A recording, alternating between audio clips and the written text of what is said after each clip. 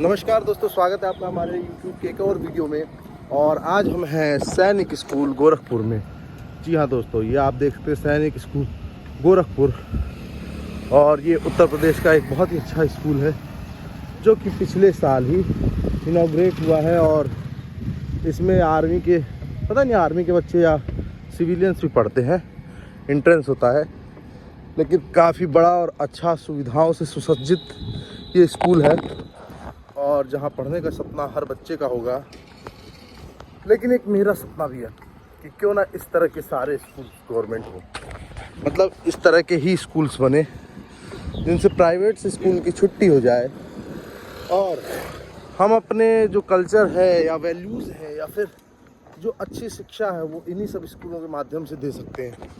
क्योंकि ये सैनिक स्कूल है, यहाँ आर्मी का कल्चर सिखाया जाता है, जो कि बाहर की जो आपके पास आजकल का चल रहा है कल्चर, जैसे खुले जो प्राइवेट स्कूल्स हैं उनमें क्या होता है ना कि जो आजकल के लड़के लड़कियां होते हैं 20-25 साल के 30 साल के, वो पढ़ाते हैं। प्लस प्राइवेट स्कूल में टीचर्स के ऊपर बहुत प्रेशर होता है।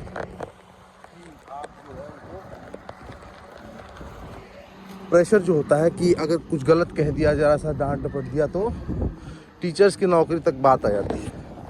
इसलिए भी वो लोग ज़्यादा एक्शन नहीं ले पाते बच्चों को, क्योंकि कल्चर बहुत तेज़ी से बदल रहा है। स्कूल में तो आप कुछ समय रहेंगे, उसके बाद मोबाइल आपका सारा समय खा रहा है। और जब कम एज हो तो मोबाइल और ज़्यादा अट्रैक्ट करता है। हालांकि आजकल ज़्यादा एज के लोगों को भी अट्रैक्ट कर रहा है। खैर मुझे तो नहीं करता है, क्योंकि हम लोग यूज़ कर करके ऊब चुके हैं। बट हम लोग के टाइम पे टेकन 3 गेम हुआ करता था जो कि बहुत ज़्यादा इन्फ्लुएंस करता था। लेकिन वो सिर्फ गेम था और वो किसी तरह अपने कल्चर को या फिर मोरल वैल्यूज़ को इफ़ेक्ट नहीं करता था। वो बस आपको एक लत की तरह था कि आप उनको घर से पैसे चुरा लो, गेम खेल लो, बस यहीं तक सीमित था। बट आज का जो कल्चर है वो यहाँ तक सीमित नहीं है। उनके अंदर घृणा, नफरत फैलती जा रही है। और जैसे पबजी, फ्री फायर जैसे जो गेम्स हैं, हिंसक गेम है, तो आपको एक हिंसात्मक मोरालिटी की तरफ लेते जाते हैं, जिससे कि आप उग्र होते जाते हैं। तभी आपको ये खबरें देखने को मिलती हैं। गुस्सा आपके अंदर बहुत ज़्यादा हो जाता है, पेशेंस ख़त्म के बराबर हो जाता है। तो ये एक फ़र्क आता है। ये देखिए, हम फर्टिलाइज़र कॉलोनी पे हैं।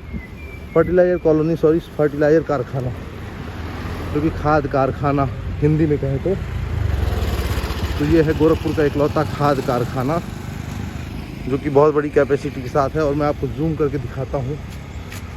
ये रहा खाद कारखाना गोरखपुर से। ये जो चिमनी वगैरह है, हालांकि इसका एक वीडियो मेरे चैनल पे, दूसरे चैनल पे मौजूद था, जिसे कि कंप्लेन करके हटवा दिया गया, क्योंकि ये इलीगल है कि आप यहाँ की फ़ोटोग्राफी करें। मतलब इस रोड की नहीं, अंदर के प्रांगण की। और उस समय खाद कारखाना स्टार्ट भी नहीं हुआ था। तो मैंने किसी का वीडियो कॉपी करके डाल दिया था, जो कि मुझे कंप्लेन आ गई, मेरे फ़ोन नंबर्स तक उनको पता चल गए थे। तो मैंने तुरंत ही हटा दिया था, विदिन अ सेकेंड। तो वीडियोज़ के साथ बहुत सारी कंट्रोवर्सीज हो जाती हैं। और आप तो देख ही रहे हो आजकल का जो दौर चल रहा है, उसमें वीडियोज़ आपको कहाँ से कहाँ ले जाते हैं, फर्श से अर्श तक और अर्श से फर्श तक। फिलहाल देखो कितनी अच्छी हरियाली वगैरह आपको यहाँ देखने को मिल रही है। पहले भी आपने देखा होगा, नहीं देखा तो इस वीडियो में देख लो। आज काफ़ी समय बाद हम साइकिलिंग कर रहे हैं। और ये पेड़ों की सबसे बड़ी खूबसूरती क्या होती है ना, कि ये पेड़ एक दिन में नहीं उगते हैं। 40 साल, 50 साल, 20 साल, 100 साल ऐसे लगते हैं इनको। और जब हमें रोड बनानी होती है ना, सोचते हैं यार इतनी पतली सी रोड है, इसको 4 लेन कर दें, 6 लेन कर दें। सारे पेड़ काट दिए जाते हैं। फिर दिखाने के लिए एक चीज़ और करते हैं, बीच में डिवाइडर बना के उसमें सुंदर वाले पेड़ लगाते हैं, जो कभी बड़े ही नहीं हो पाते हैं। और वो बड़े होंगे तब तक आप या तो इस दुनिया में नहीं रहोगे या बुढ़े हो चुके होगे।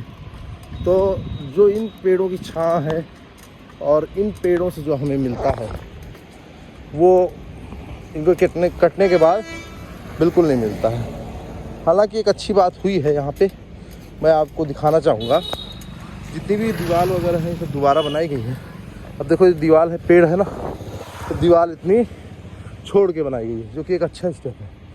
लेकिन शहरों में क्या है कि डेवलपमेंट के नाम पे, ये तो क्योंकि फर्टिलाइज़र की प्रॉपर्टी है, तो यहाँ रोड छोटी हो बड़ी हो इतना मैटर नहीं करता है। लेकिन अगर आप फर्टिलाइज़र के अलावा बाहर रोड पे देखें तो वहाँ ऐसा नहीं है। वहाँ पे आपको, अब देखो यहाँ पे दीवार है ना, थोड़ी सी छोड़ के अंदर की तरफ कर दी गई है। और पेड़ ऐसे होते हैं ना तो आपका डिप्रेशन रिलीज़ होता है। मैं कई बार ट्राई कर चुका हूँ कि जब भी आप डिप्रेस्ड हो खूब, आप ऐसे ग्रीनरी एरियाज़ में जाओ, वहाँ की हवाओं को महसूस करो, जितना भी डिप्रेशन हो सब रिलीज़ हो जाएगा। तो ये एक अच्छी, मतलब मुझे लगता है ग्रीनरी एरिया की खासियत है। और यही कारण है क्योंकि ये जो ईंट पत्थर के जो घर आप बना के रहते हो ना, प्रकृति ने आपको ऐसा नहीं किया कि आप ईंट पत्थर के घर बना के रहो। उन्होंने आपको, तो पहले मैं बोर्ड देख लूँ, उन्होंने आपको हमेशा एक हरियाली हरी भरी जगह ही दी है। ये तो इंसान है जो रोड्स बना लेता है, दीवारें बना लेता है, पेड़ काट देता है। नहीं तो जीवन तो इस प्रकृति में ही है, और जीवन का हर सॉल्यूशन आपको इन पेड़ों में ही मिलेगा। दवाई से लेकर खुशियों से लेकर हर चीज़। इसीलिए जो पेड़ों के प्रेमी होते हैं, जो पेड़ लगाते हैं ज़्यादा से ज़्यादा, हालांकि मैं नहीं लगाता, मेरे पास जगह नहीं लगाता हूँ, लेकिन जिन्हें पेड़ों से प्यार है, एक एक पेड़, एक एक डाली, एक एक फूल उनके लिए इतने महत्वपूर्ण है जितने किसी की जान। अब देखो ये सब नए पेड़ लगाए गए हैं। यहाँ पे क्या था, खाली जगह थी और उसको बाउंड्री वॉल कर दिया गया और पेड़ भी लगाए गए हैं। अच्छी बात है।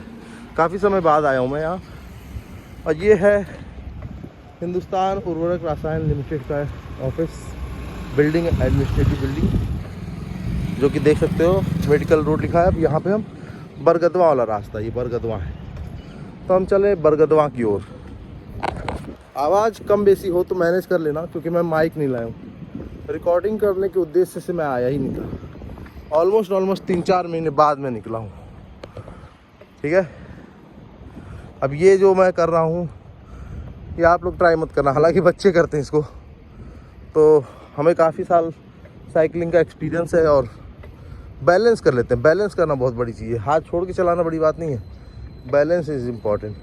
यहीं से टर्न हो लेंगे, पहला दिन है, ज़्यादा आगे जाने से फिर वापस आने में दिक्कत होगी। तो हम आ चुके हैं। अच्छा, कई बार मैं रास्ता भटक जाता था, इसीलिए मेडिकल रोड और बरगदवा रोड का बोर्ड लगाना पड़ा इनको।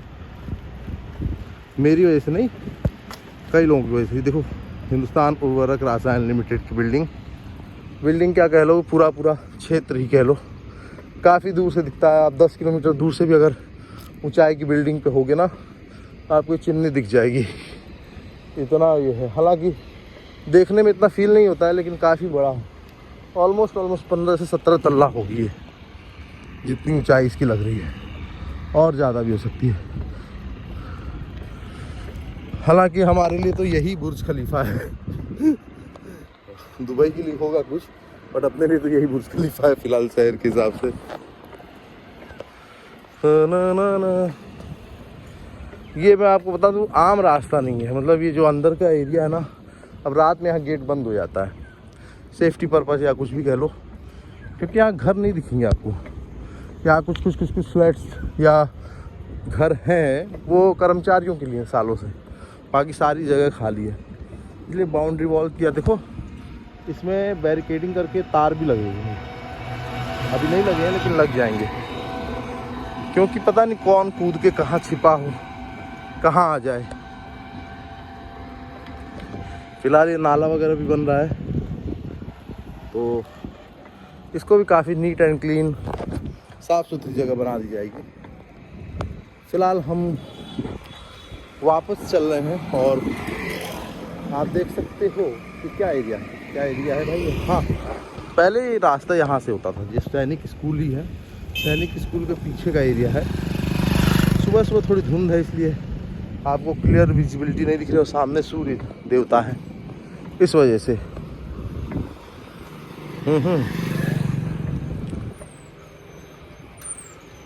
तो अब देखो ये जो ईंटा है ना, ये कच्ची लग रही है, एकदम कच्ची वाली ईंटा लग रही है। कलर से पता चल जाता है कि ईंटा पक्की की कच्ची है। अच्छा मैं बताऊं कलर में क्या होता है, जिसका थोड़ा सा नारंगी ऑरेंजिश कलर होता है वो कच्ची ईंटा होती है, और जो थोड़ी डार्किस्ट मतलब मरून टाइप का कलर होता है वो पक्की ईंटा होती है। और अगर आप दोनों ईंटों को ईंट से ईंट बजाओगे तो पक्की ईंटा में आपको टिन टिन एक अलग सी आवाज़ आएगी, और कच्ची ईंटा में एक जैसे भरभराई हुई आवाज़ होती है उस तरह की आएगी। खैर अभी मैं आपको लाइव करके नहीं दिखा रहा हूँ, फिलहाल ये फर्टिलाइजर चल रहा है, इसकी आवाज़ आ रही है, अगर आप सुन पा रहे हो धीरे धीरे। तो काफ़ी बड़ा एरिया है, इसके अंदर रेलवे की पटरी भी है, जिससे रेल से ये दूसरी जगह जाता है। वैसे तो वैसे पूरा जहर ही है, यूरिया जानते ही हो जहर है।